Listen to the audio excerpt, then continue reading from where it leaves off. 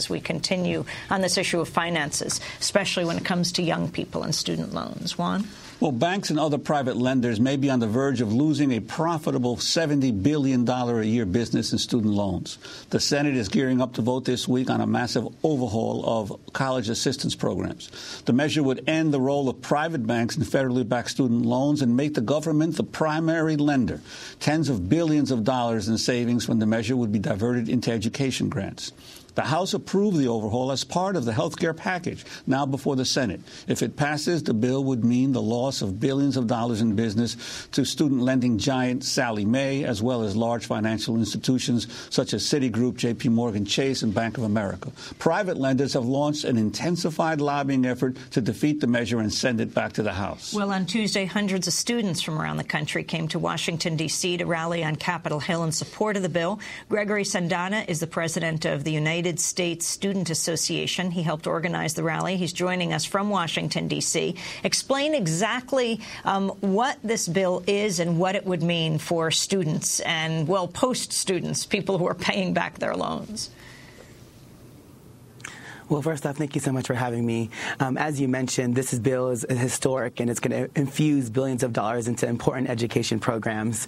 The biggest part of it for us is that it's going to eliminate the middle person. It's going to eliminate the subsidies to Sallie Mae, to Citibank, and these other banks and lenders, and actually put that money into important higher education programs like the Pell Grant and supporting minority-serving institutions like historically black colleges and universities and community colleges as well.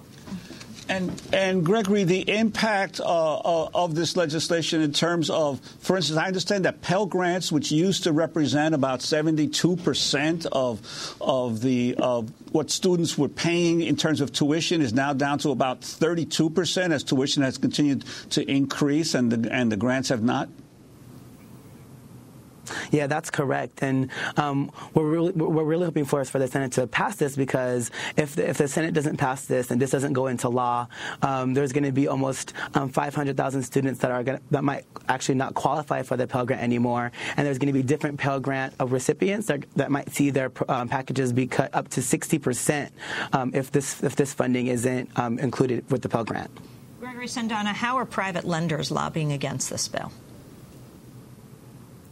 Private lenders and banks are spending millions of dollars on lobbyists, are infusing the airwaves with lies about what this bill would do. And one of the things I actually would just bring up right now is that they're talking about the potential job loss that this might have. And the reality is, and the truth of the matter is, that the direct loans program actually has to have all the jobs here in the U.S. And one thing that Sallie Mae isn't talking about when they're lobbying or when they're sharing this message on the airwaves is that they actually had to bring back more than 2,000 jobs that they had internationally back to the U.S. in order to actually get a contract with one of the direct loans programs with the Department of Education.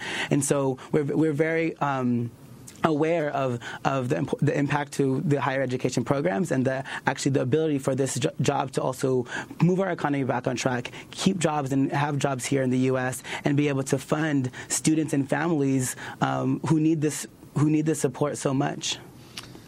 And Gregory, could you talk about what the impact has been on students the past few decades now of these huge loans that they end up saddled with as they get out of college, and especially the role of some of the universities in cooking up deals with the banks that provide these loans?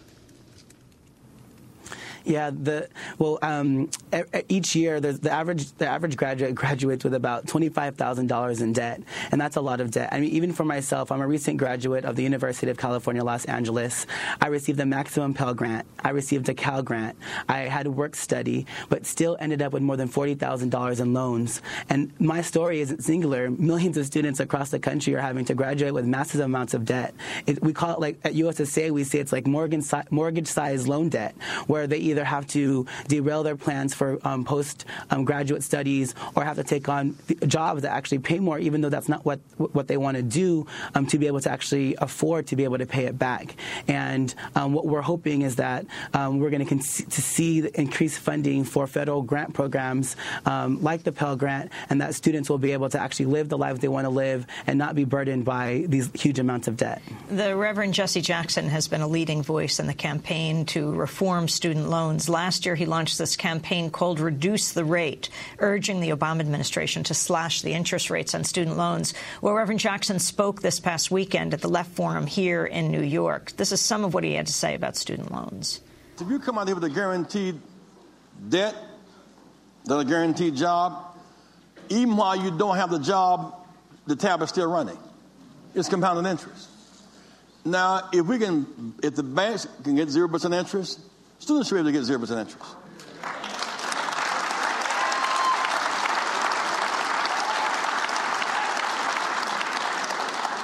If we can get 0% interest for the clunker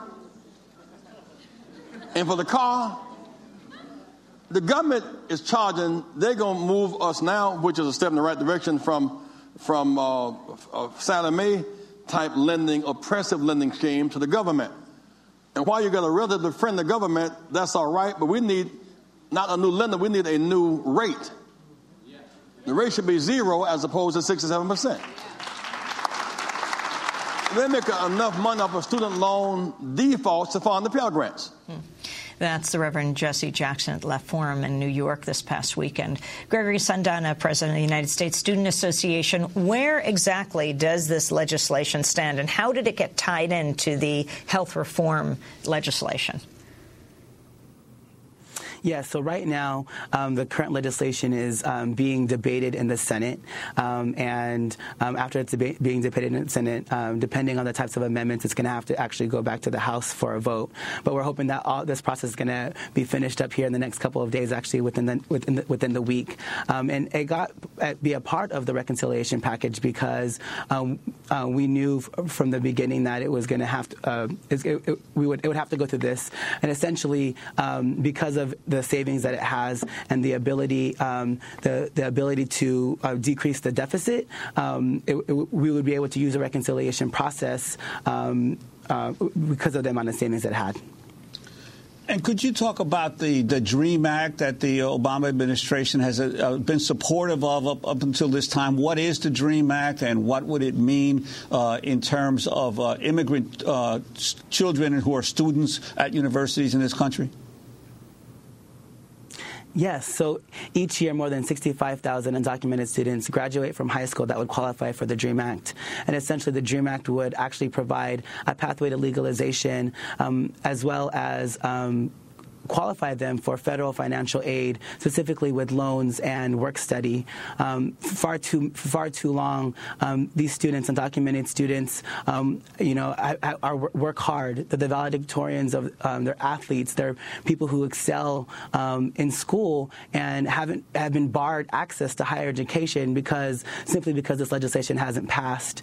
USSA has been a staunch advocate and supporter of the DREAM Act since its inception in 2001, and are now seeing that the momentum has been building. Immigrant youth, undocumented students, and allies all across the country are saying the DREAM Act must pass, and it must pass now. But what do you say to those people who say that these students are in the country illegally and they should not receive such benefits? Well, the reality is a lot of these students actually didn't have the choice to come here. Their parents brought them here when they were very young, so they grew up here and know the United States as their home. We also talk about how we already invest lots of money through K through 12, and by not investing in their higher education, we're wasting the money that we've invested for that long. And right now, in this economy, what we really need is to continue to infuse money into higher education, because these students, all they want to do is actually give back to their families, give back to their communities, work hard, and have a job, and they can't do that simply because this legislation hasn't passed yet. And the DREAM Act stands for the Development, Relief, and Education for Alien Minors Act, which would grant permanent citizenship to undocumented workers' children if they complete 2 years of college, trade school, or military service. And we're going to be following this march that's going from Florida, 15 miles a day, to Washington, D.C., by students in support of the act. It's called the Trail of Dreams. And some of those who are marching in this march to Washington are undocumented students. Gregory Sandana, we want to thank you very much for being with us, President of the United States Student Association, a recent graduate of UCLA with a mighty hefty debt himself, $40,000 to pay. Good luck, Gregory. This is Democracy Now!, democracynow.org, The War and Peace Report.